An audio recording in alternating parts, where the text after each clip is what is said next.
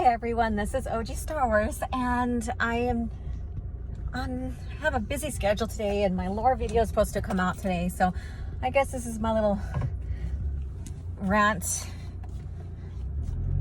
frustration slash just thinking everything that's coming out with this new Rise of Skywalker visual dictionary.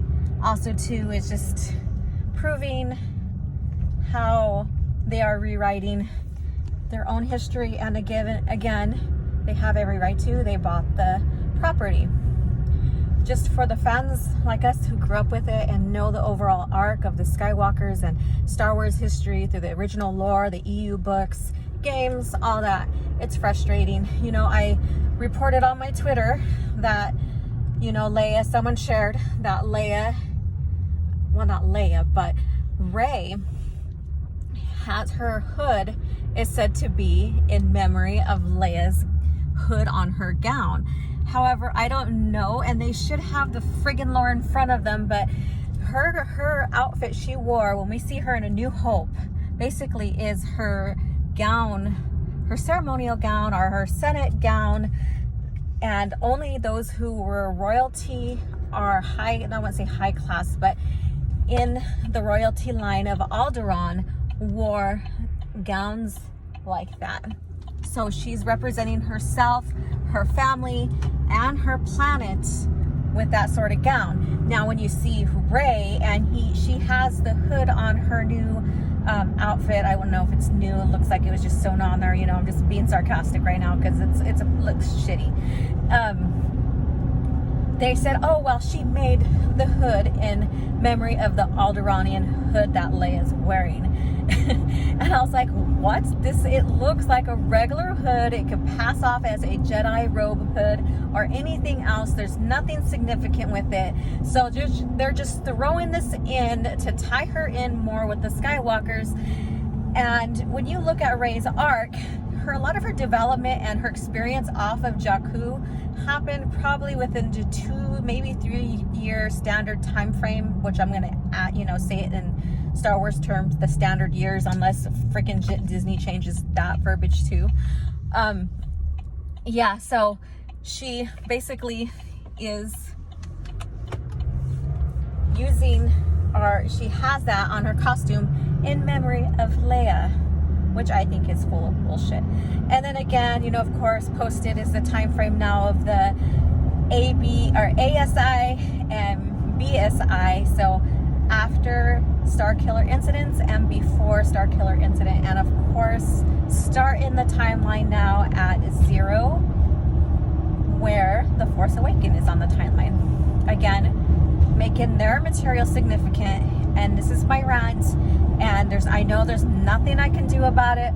However, that's already established in the lore of the ABY and BBY. So Battle Before Yavin, or Battle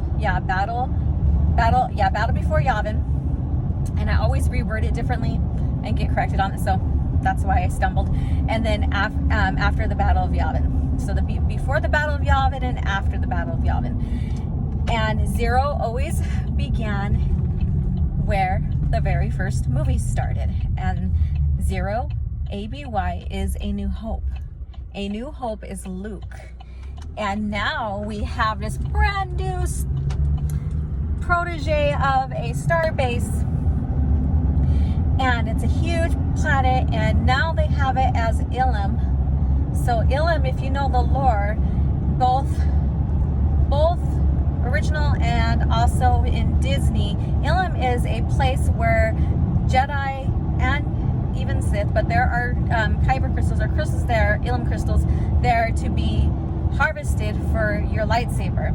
So it was a big deal as a Padawan to go on that journey and find your crystal. So now they took that and turned it into Starkiller base.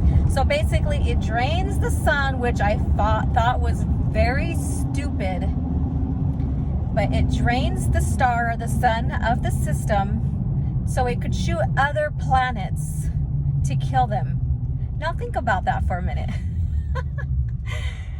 Draining the star or the sun of the system will already kill the system.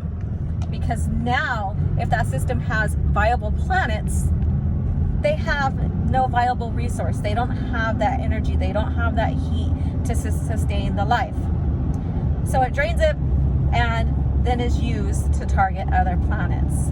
So, and the thing is like, I understand in Star Wars as a general using super weapons to control systems, worlds, people, or whatever, create that fear so that rule can be maintained and order, I guess you could say, maybe be attained by the conqueror. I understand that. However, having too many conquests of destroying these millions of worlds because you want to be the ruler, pretty soon you ain't going to be ruling shit, because everything that you want to rule, you're just going out there to destroy just to be a ruler of what? A galaxy without any planets, without anything, you know. So, you know, this redundancy of having these planet killers, you know, is too much, too much. And so that's just my take on that. Also, you know, we are seeing, you know, just all these visual dictionary stuff now from The Force Awakens that are slowly revealing, you know, their change. And my plan is this weekend is to, I don't think I'm going to buy it. I really don't want to own anything Disney Star Wars, but I'm going to go and get the book, and I'm going to do a video on these changes, compare and contrast, because that's what I do. I compare and contrast the original lore with this new lore that's coming out. So stay tuned for that. Stay tuned for tonight or tomorrow morning for my lore video to drop. I am in the process of doing that. I have two methods I was thinking about doing this video, and so I'm already halfway done with the original method I decided to record, and I think I will just stick to it, get it out there. And it's the lightsaber history part 2 is basically the origins, are how it began and how the lightsaber evolved. It doesn't go strictly into too much other than the history of its evolution. So this is part 2 out of, I'm guessing, a 5-part series, I believe, because I want to break some of these a lot more stuff down. So you guys have a good day, and may the Force be with you.